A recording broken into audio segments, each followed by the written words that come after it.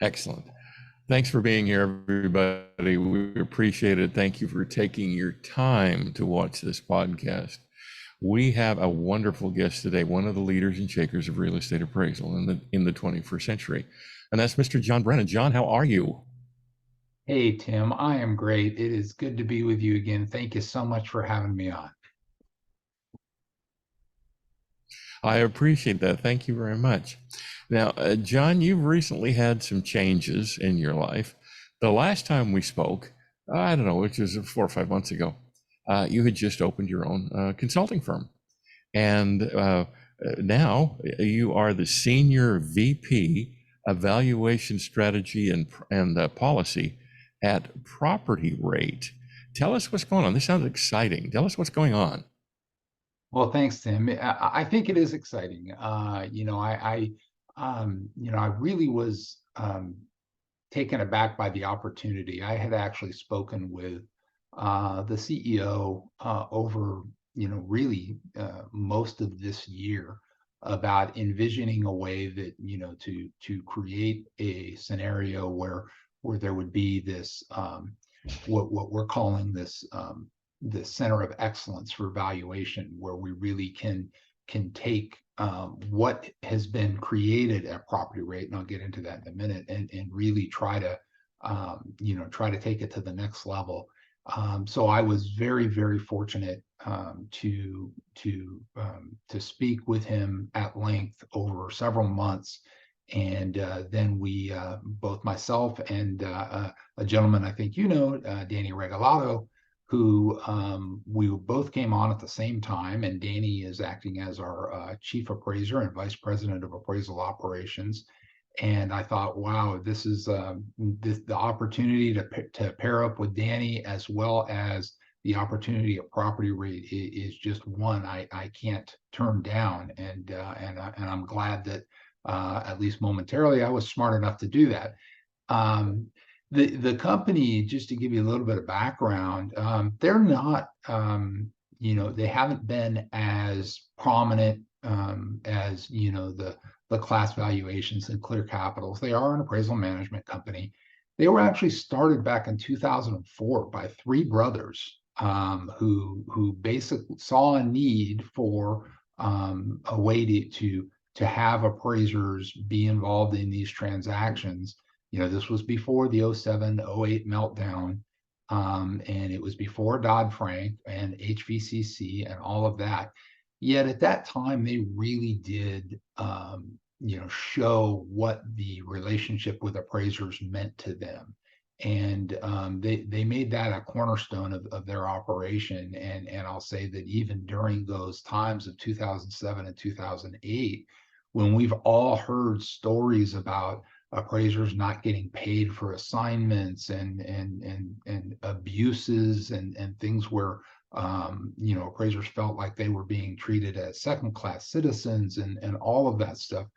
PropertyRate never missed a payment to an appraiser.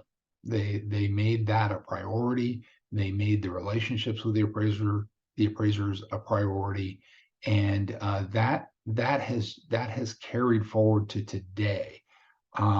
Today, the company within the last year has actually acquired the valuation division of Settlement One, and also an AMC known as Arrives, which some appraisers that may be listening to this are familiar with. Arrives is kind of a regional 100% appraiser owned AMC. And so I think, again, in terms of acquiring that company, it shows the commitment to the appraisers. I will say this: it's really great that the appraisers from Arrives, are very happy with being part of PropertyRate, and it's reassuring to me that they don't work for a company where they decided, this isn't a place we can stay, we need to find something else. They remain, and they are a vital part of this new company.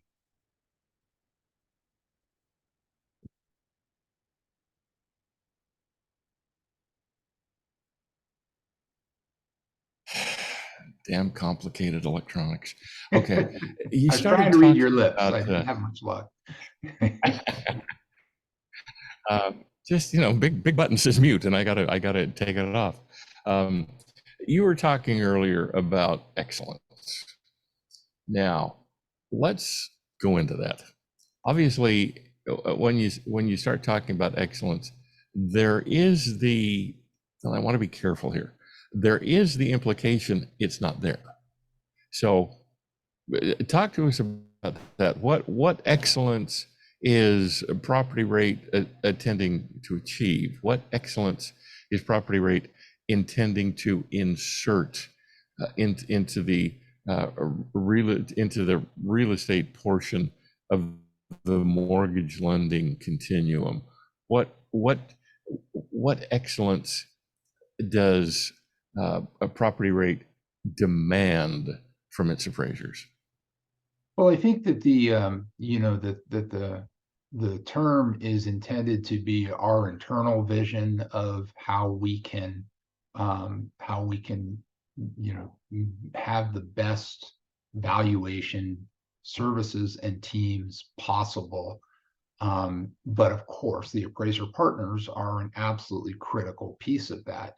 And I'd be remiss to say that, that there aren't a large percentage of the appraisers out there that feel like, that they've been commoditized, and that, it's simply the lowest fee that, that an AMC will grant an assignment, et cetera, et cetera. We all know that story and have heard it for a long time.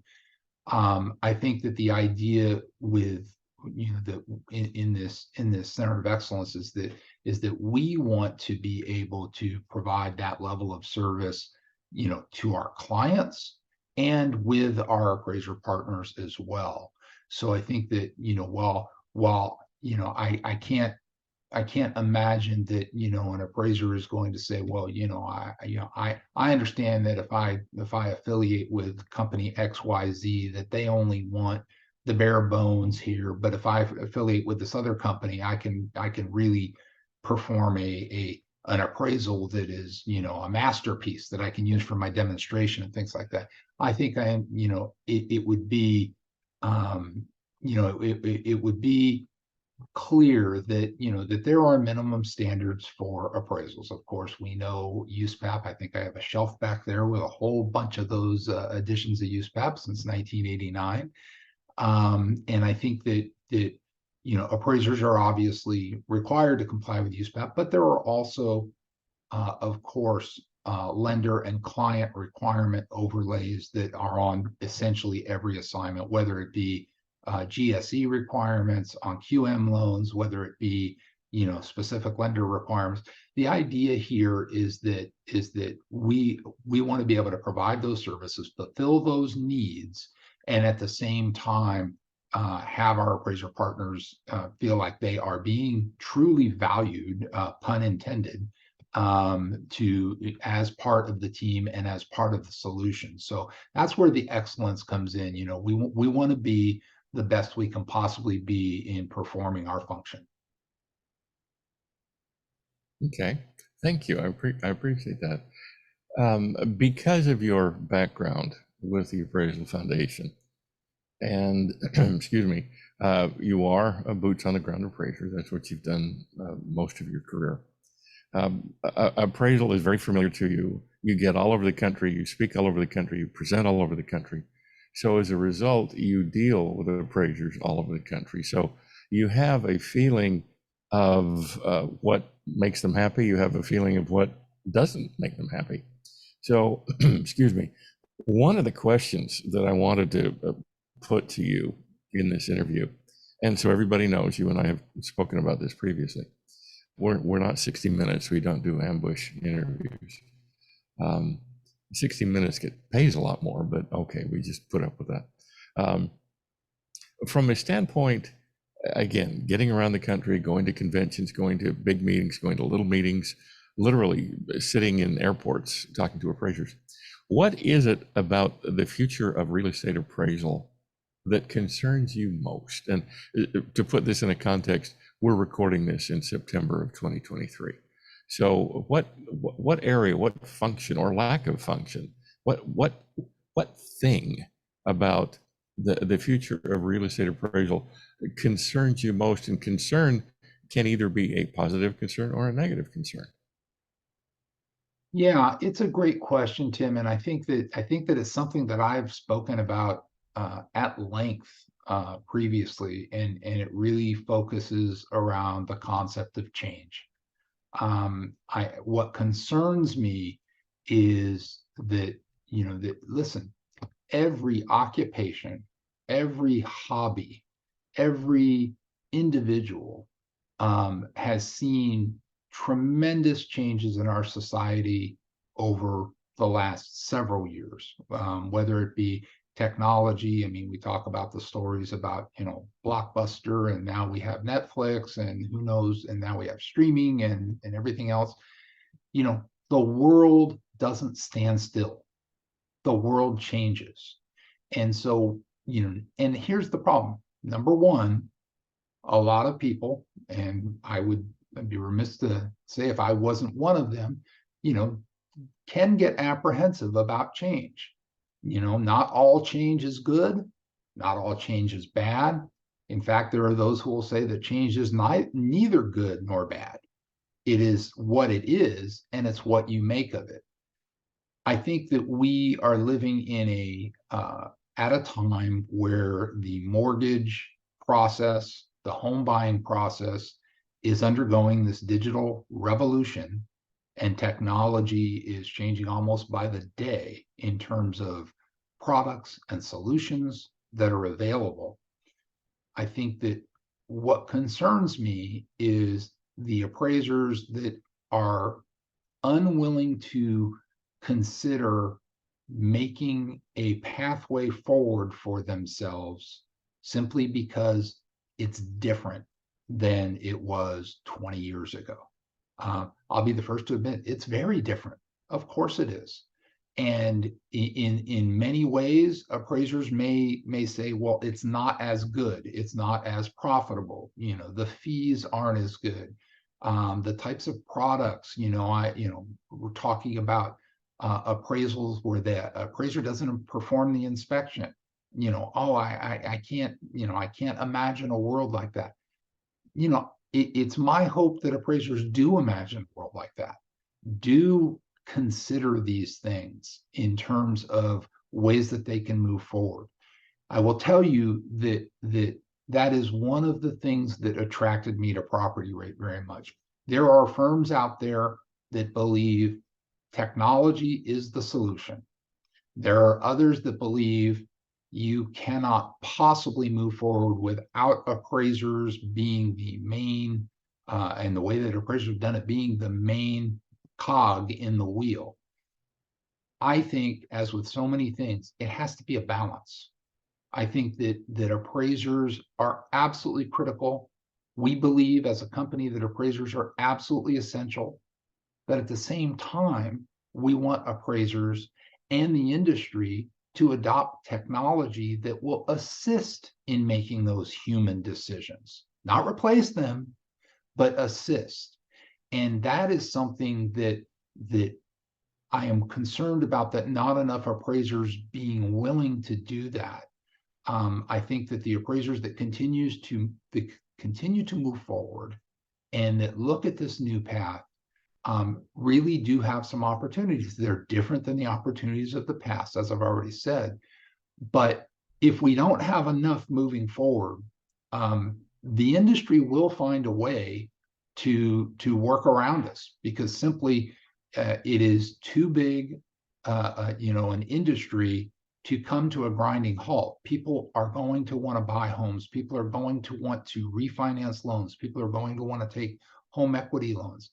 And if appraisers aren't available to do this, using technology to better assist them in the process and to make them more effective and efficient, I'm afraid that we will lose traction in terms of our importance in those assignments. And quite frankly, we don't want to see that. We want to see appraisers remain a vital part in this system.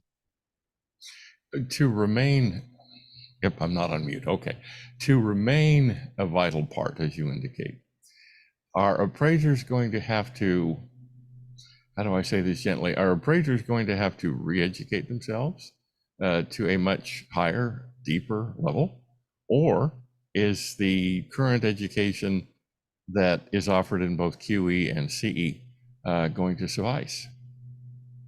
Yeah, a really good question, Tim. And I think that, let's put it this way. The QE and the CE that is out there today, I think does a good job and offers a good job, a way to teach appraisers what they need to know for the basics of the appraisal process. I do think that there is a gap, with a lot of appraisers today on some of the technology that is available to assist them.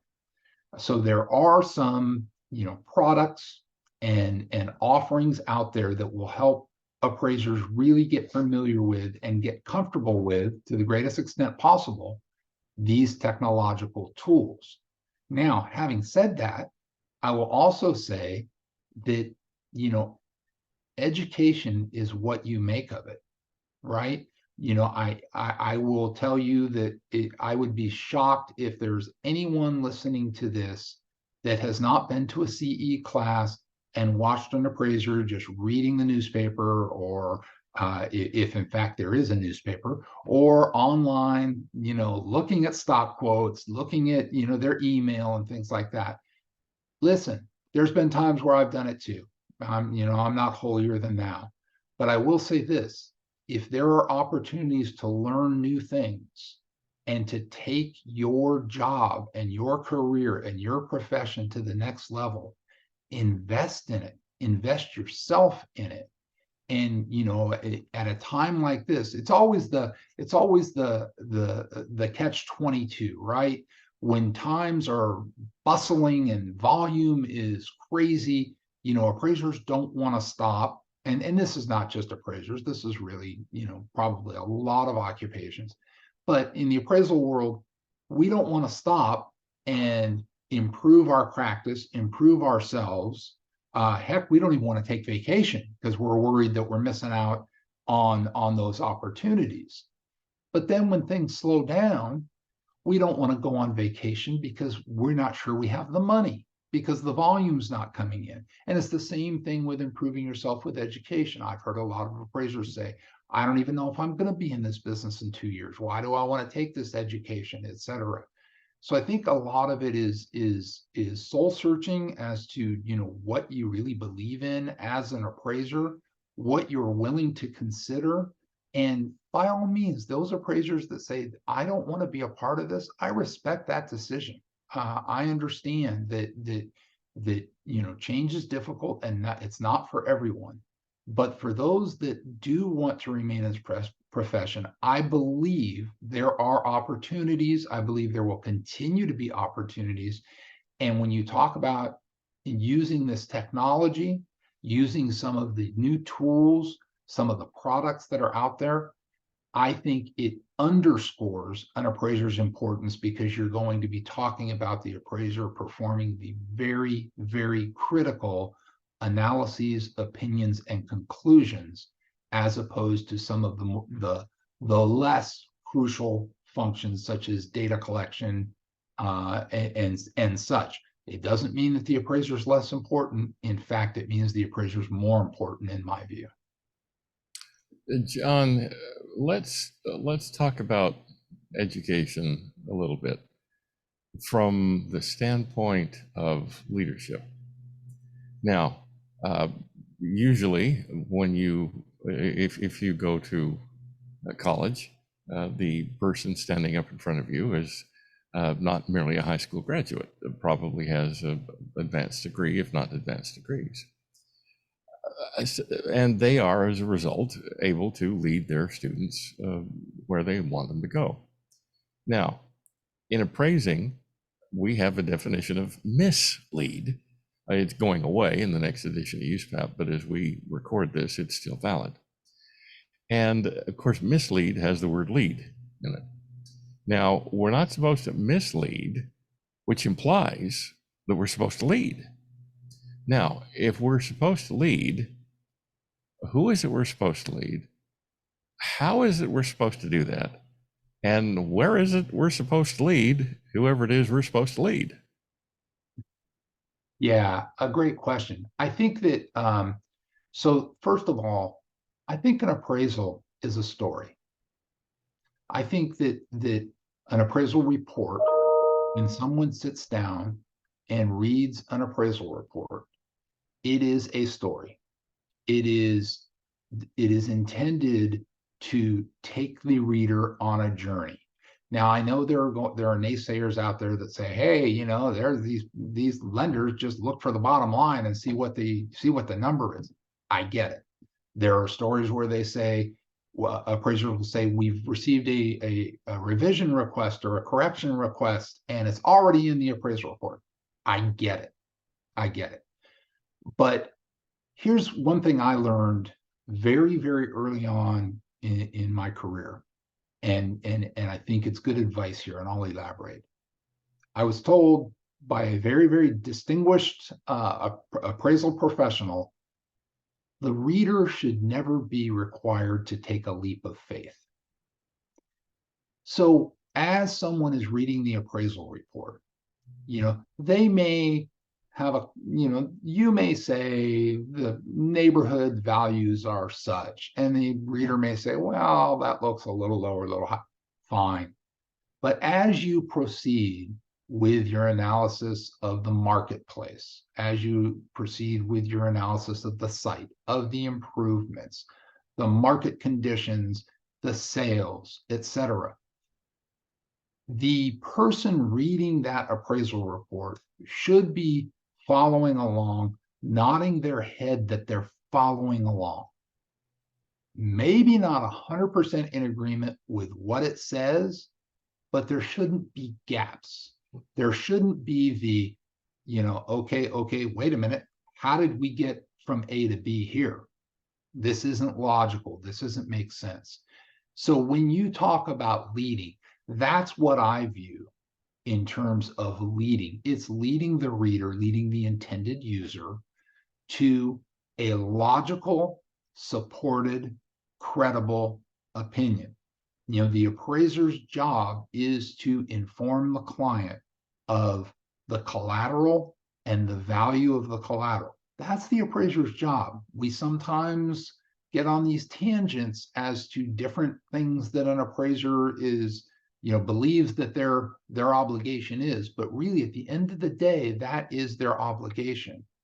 And so therefore, when reading that report, when the intended user is reviewing it, are you providing the information that they need to be able, and credible information to be able to make a decision, a financial decision that which was the reason for the appraisal? So that's where I would take it from the question of how are we intended to lead? Okay, staying with that concept, and you and I spoke about this briefly before we went on the air. What, if any, is let me back up even further. All right, obviously, in almost any transaction for a GSE, there's going to be a borrower. And obviously, the borrower is the one writing all the checks. And granted, the borrower doesn't pay us directly. The borrower pays the bank because the bank's our client. The bank hired us. The bank pays us. But the borrower is going to say, "Oh, bank, the appraisal's $500. Oh, okay. Well, here's a check." Otherwise, there will be no appraisal. So that sort of kind of implies that we sort of kind of have a relationship with the borrower. Now, you and I both know that's not true. But an appraiser comes up to you. You're sitting in a convention, and it's been a long day, and you're enjoying an adult beverage, and maybe chatting with a friend on the phone, and somebody walks up to you, and with all politeness and courtesy, says, "John, no, what do I owe the borrower? Do I owe the borrower any fiduciary whatsoever?" And once you finish your phone call and finish your drink, and gather your patience about you because you were relaxing. What would you say to this fine, kind, gentle appraiser? Well, I would say, as you alluded to, as appraisers today, we really don't have any type of fiduciary duty to the borrower. The borrower is merely a beneficiary of this process. Yes, of course, it's true that they pay the appraisal fee and they do receive a copy of the appraisal report. And if it's a GSE appraisal, there's language that says they may rely on that. But that doesn't make the appraiser, it doesn't create a fiduciary relationship with the borrower. Now, I will say this, and my crystal ball is no better than anyone else's. But I will say this, some of the things that we've seen from the PAVE report and the PAVE task force over the last couple of years has really been a focus on the borrower in the transaction. Now, I'm not going to go as far as to say that that means that the borrower will become, there will be a fiduciary relationship created with the borrower. But I think that appraisers, and this is, I think, where the line gets crossed. I think appraisers need to be aware of the borrower being receiving the appraisal report.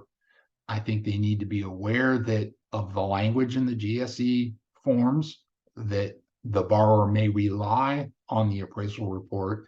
I think that what that means is that the appraiser should not only be aware, and of course they write the report for the intended user, which is not the borrower, but that to be aware that the borrower may actually will receive the report and may actually rely on it. And the reason that that is important is because as an appraiser, you need to, again, not expect a reader to take a leap of faith. At the end of the day, if the borrower receives that appraisal report and starts reading it, granted, they may not be an informed reader, but they should not find a chasm that they're required to leap in terms of understanding what the appraiser says and what that means. I'm not saying that they will ever, really understand the details of analyzing the marketplace, identifying comparables, et cetera. But again, I think as the future unfolds, depending on what happens with the PAVE task force and any recommendations that may get implemented, I think it's fair to say that appraisers need to be cognizant of the borrower. And I'll tell you where that really will be reflected, and that will be in any type of consistent and standardized ROV approach.